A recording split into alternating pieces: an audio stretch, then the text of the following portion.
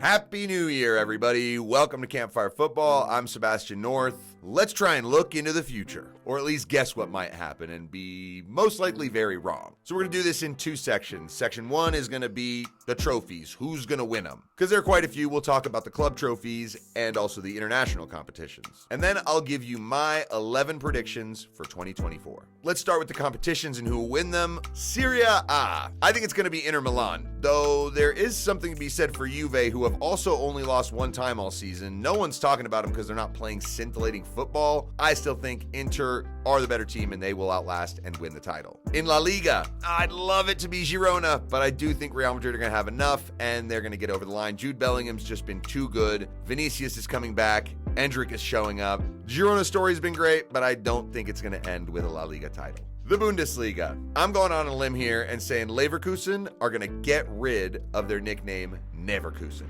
and they are going to win the Bundesliga. The Premier League. I think Arsenal are going to do it. Declan Rice was key, and you have to remember, the attackers, they have not scored a lot of goals this season. Jarrett Bowen has more than Martinelli, Jesus, and Saka combined. So if they turn it on and Martin Odegaard does as well, I think they'll get over the line, and it has been building for Arteta at Arsenal. Now, I'm not going to talk about the Europa League or the Conference League. I'm just going to go with the Champions League, and I think Bayern Munich are going to win it. All right, international competitions. Because every confederation actually has one this year. So let's start with AFCON. It will be hosted by the Côte d'Ivoire, Ivory Coast, and their team is insanely stacked. If they are able to bring a full-strength side and they're at home, I think they're going to be the winners. Next is the Asian Cup. I'm going to go with South Korea, led by Jurgen Klinsmann. They've got Hwang Hee-chan and Sung Heung-min, who are on fire in the Premier League. I think the Koreans are going to win this one. Copa America in the United States. There's a lot to be said for Uruguay, but I think this Argentina team is going to continue to assert their dominance. And honestly, I just think that they are still the best team around. Now, the Euros. I think it's England's time. My father's English, so I'm an England fan. And I know you're not supposed to get all excited and get ahead of yourself and say, oh, they're going to do it because they let you down. But this is the best England team I've seen in ages. If Gareth Southgate gets the right mix of players who are informed to deliver,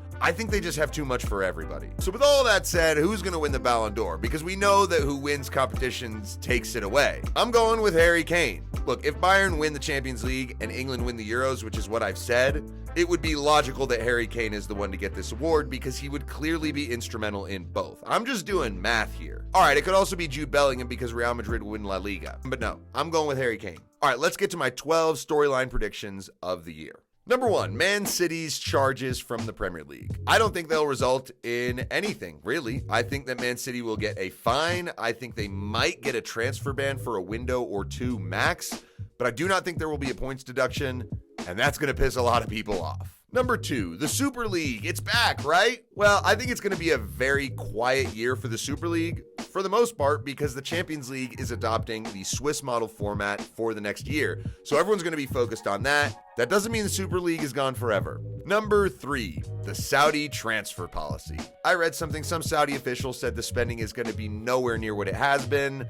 So this is probably going to slow down, but I do think one big name is still going to go this summer, and that's Mohamed Salah. All right, number four. I love this one. Arsene Wenger's offside idea will go through. So he's got this idea of a rule change that I like to call the daylight rule, which means that players will only be ruled offside if their entire body is beyond the defender. None of this offside by a toe or a shoulder or a nose business. I think that would clean up a lot of stuff. I really want to see it. Number five, Mbappe will not go to Real Madrid this year. That's right, I think he'll do his annual contract extension with PSG, and I think he'll be there for 2024-25. Now, if he ever goes to Real Madrid, I'm not sure. Number six, Inter Miami.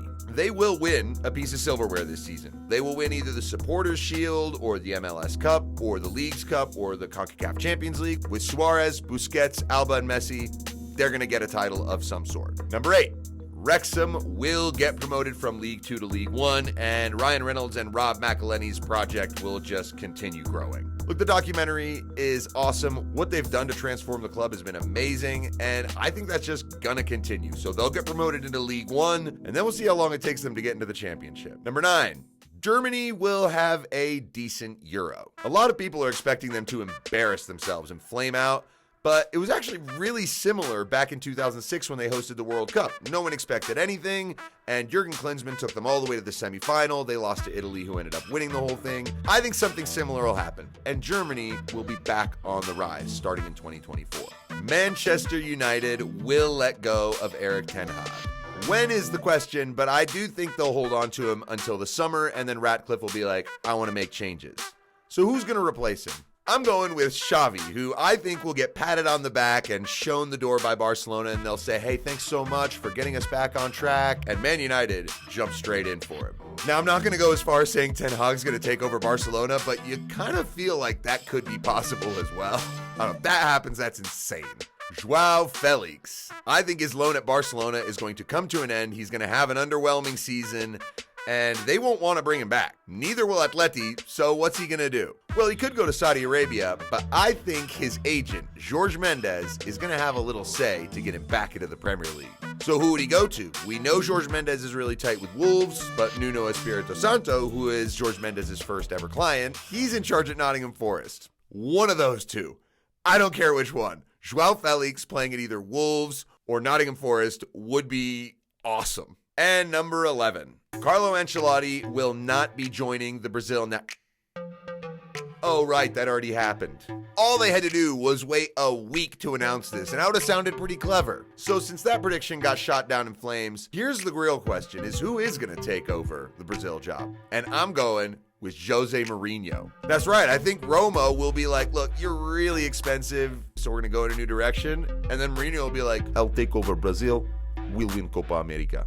That would be something. Let me know what you think about these things. If you have any other predictions or ideas, funny or not, I'd love to hear them. Thank you so much for everyone who has watched, anyone who has subscribed. If you're curious about Campfire Football, because this is one of your first videos, keep hanging out this year. I've got a lot more coming. Loving making content for all of you. My name's Sebastian North. This is Campfire Football. Happy New Year, everybody.